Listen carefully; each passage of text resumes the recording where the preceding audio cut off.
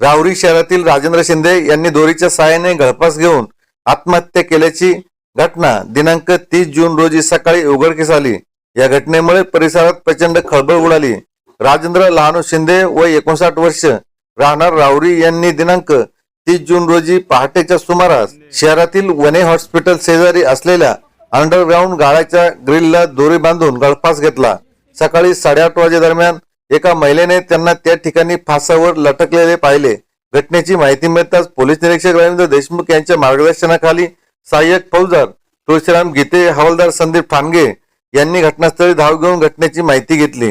स्थानिक तरुणांच्या मदतीने राजेंद्र शिंदे यांना ग्रामीण रुग्णालयात नेण्यात आले। वैद्यकीय अधिकाऱ्यांनी त्यांना तपासून मृत्यू घोषित केले।